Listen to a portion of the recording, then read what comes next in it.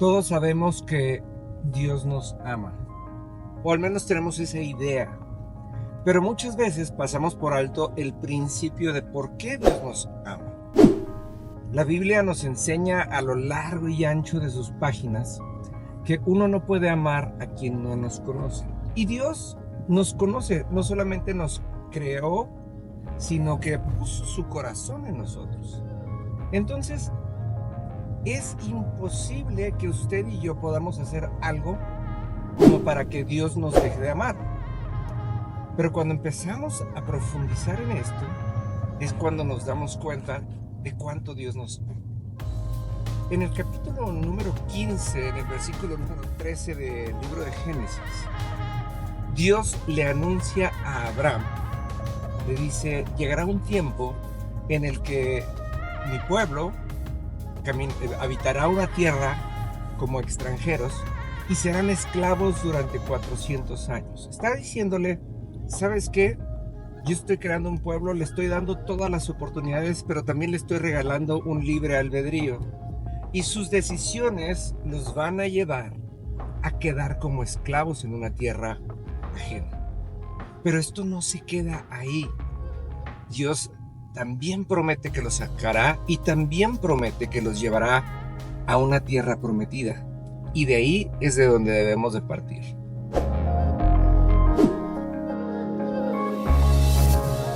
Amados, muy buenos días.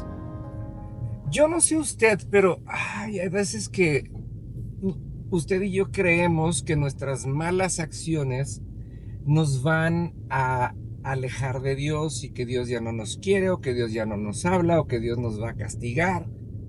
Pero no podemos pasar por alto el hecho de que Dios ya sabía todo esto que usted y yo vamos a hacer, y que el plan de Dios es que usted y yo no nos perdamos, sino que tengamos una vida eterna.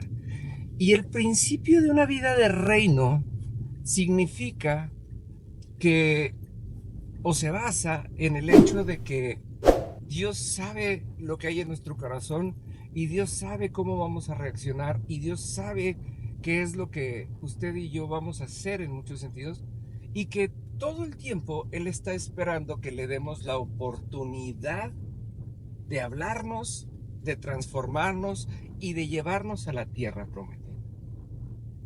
Así como Dios predijo acerca del pueblo de Israel, sucedió. Llegaron a Egipto, llegaron en bendición porque Dios los llevó a ese lugar, y llegó un momento en el que el pueblo simplemente se relacionó más con los egipcios que con el Dios que los llevó ahí, y terminaron siendo esclavos durante 400 años. Días más, días menos. Pero lo interesante del asunto es que Dios ya tenía un plan para sacarlos de ahí, y los llevó a un lugar bien interesante: el desierto. Y el desierto, amados, ese es el lugar en donde Dios pretende relacionarse de una manera renovada con nosotros y cambiar nuestra mentalidad a una mentalidad de reino. Ahora bien, aquí es en donde se pone interesante la cosa. La mentalidad de reino, como le decía, empieza por el hecho de que tengamos conciencia de que Dios nos conoce y por tanto nos ama. Porque en el momento que empezamos a funcionar de esa manera, nos vamos a dar cuenta que nuestros errores, que nuestros pecados y que todo aquello que hayamos cometido son conocidos por Dios de antemano. Sin embargo, Él va a venir una y otra vez a rescatarnos, a buscarnos, a hacernos sentir amados, para que podamos verdaderamente caminar de acuerdo a su voluntad. Esto obviamente no nos da la libertad de pecar arbitrariamente, pensando o sabiendo, dependiendo de cada quien, que Dios nos va a perdonar y nos va a buscar. No, nos está diciendo que Dios conoce nuestro corazón y que sabe que por mientras nosotros actuemos de manera independiente, es decir, sin Él, llegará un momento en el que nos veamos perdidos y nos veamos esclavos, y que Él pretende acercarnos a Él y darnos esa libertad que está dentro de su control y que está dentro de su amor y que está dentro de su dominio. Y ahí es en donde empieza esta mentalidad de reino, el sabernos amados. La semana pasada hablábamos acerca de esta vasija que el alfarero estaba haciendo y la vasija se echó a perder en las manos del alfarero. Y esto es un reflejo perfecto de lo que Dios está diciendo en esta cita de Génesis, en donde dice, el pueblo al que yo voy a llevar en bendición y con todo cuidado a Egipto, se va a perder y se va a echar a perder. Y entonces lo voy a tener que sacar de ahí y voy a tener que volver a moldearlo y darle forma. Y para esto necesita el desierto. Y entonces aquí es en donde nosotros podemos tomar la decisión adecuada.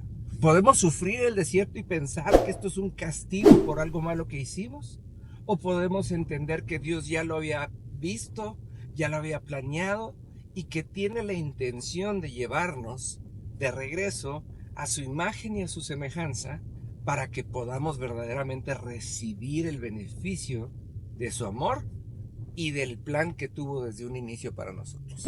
Así que se lo voy a dejar de tarea, amados, y piense esto. El desierto es el mejor lugar donde podemos estar, porque es en donde se va a acabar toda distracción y donde Dios nos va a hablar tan fuerte que pueda transformarnos. Dígame qué opina, no deje de compartir este video con alguien a quien conoce que seguramente necesita escucharlo y nos vemos el día de mañana.